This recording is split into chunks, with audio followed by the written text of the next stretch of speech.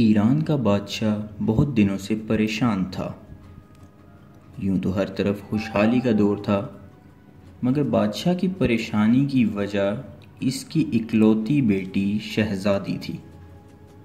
ہر باپ کی طرح بادشاہ بھی اپنی بیٹی کی شادی کر کے اپنے فرض سے سبکدوش ہونا چاہتا تھا، لیکن شہزادی نے بھی عجیب اعلان کر رکھا تھا کہ جو شخص اس کے سوالوں کے درست جواب دے گا وہ اس سے ہی شادی کرے گی۔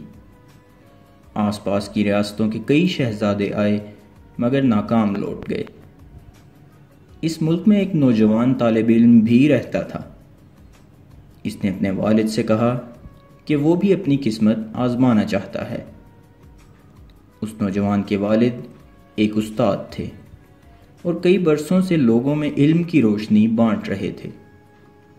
ملک فارس کا وزیر اعظم، بڑے بڑے درباری اور شہر کا قاضی بھی ان کا شاگرد تھا۔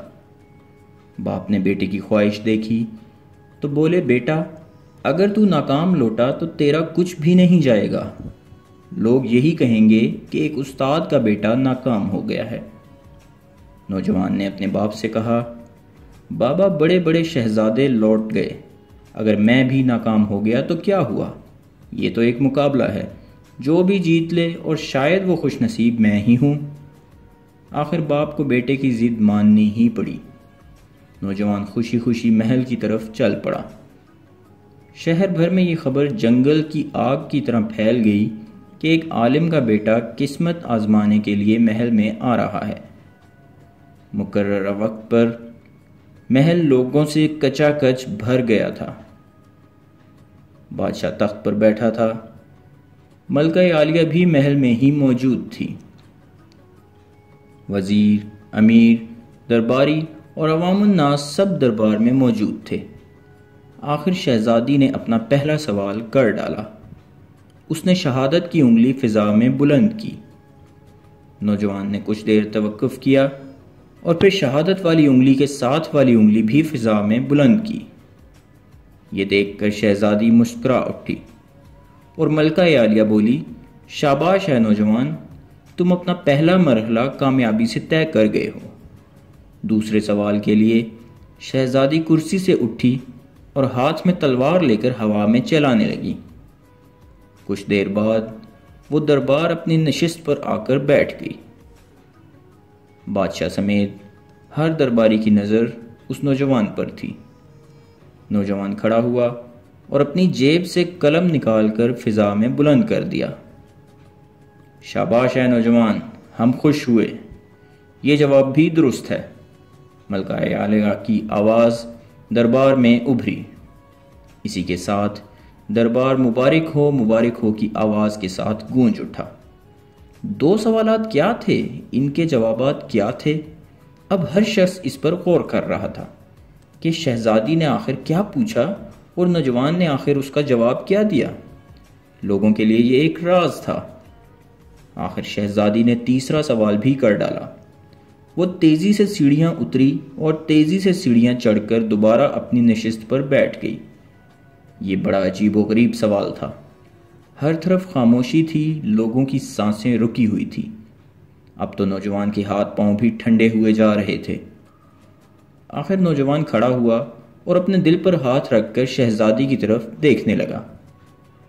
مرحبا مرحبا اے نوجوان، مبارک ہو، شہزادی نے تمہیں پسند کر لیا ہے۔ ملکہ عالیہ کی آواز کے ساتھ ہی شہزادی شرما کر محل کے اندرونی حصے میں چلی گئی اور محل مبارکباد کی آواز کے ساتھ گونج اٹھا۔ لوگ خوشی سے جھوم رہے تھے۔ وہ دل ہی دل میں اللہ کا شکر ادا کر رہا تھا جس نے اسے یہ اعزاز بخشا تھا۔ بادشاہ نے نوجوان سے پوچھا، اے نوجوان، ملکہ عالیہ کو تو تم نے مطمئن کر دیا، اب یہ بتاؤ کہ تم سے کیا پوچھا گیا تھا اور تم نے کیا جواب دیا؟ اگر تم نے ایک بھی غلط جواب دیا تو تمہاری گردن یہیں کٹوا دوں گا۔ نوجوان پر اعتماد انداز میں کھڑا ہوا اور بولا، بادشاہ سلامت، شہزادی نے ایک انگلی کھڑی کر کے پوچھا تھا کہ تم کیا اللہ کو ایک مانتے ہو؟ میں نے 2 انگلیاں کھڑی کر کے جواب دیا کہ اللہ اور اس کے رسول صلی اللہ علیہ وآلہ وسلم پر میرا ایمان اٹل ہے۔ بہت خوب، ہم خوش ہوئے۔ بادشاہ نے مسکرا کر کہا۔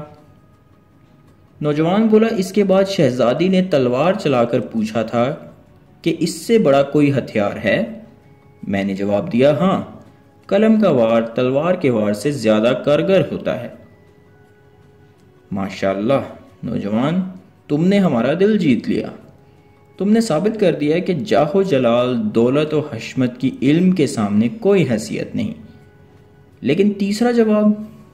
بادشاہ نے حوصلہ افزائی کرتے ہوئے پوچھا۔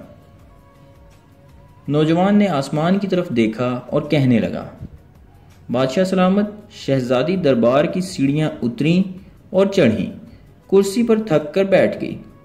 انہوں نے پوچھا تھا کہ میں تھک چکی ہوں، لیکن میرے جسم کی ایک چیز نہیں تھکی۔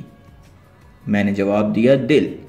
یہ پیدائش سے لے کر موت تک بغیر تھکے دھڑکتا رہتا ہے۔ بادشاہ نے نوجوان کو پاس بلا کر گلے سے لگا لیا اور کہا، اے لوگو، گواہ رہنا، میں نے حقدار کا حق ادا کر دیا ہے۔ میری بیٹی ایسے شخص کی بیوی بن رہی ہے جس کے پاس علم کی دولت ہے، جسے کوئی بھی نہیں چرا سکتا اور نہ کم کر سکتا ہے۔ بادشاہ نے اسی وقت خوشی خوشی نوجوان اور شہزادے کی شادی طے کر دی۔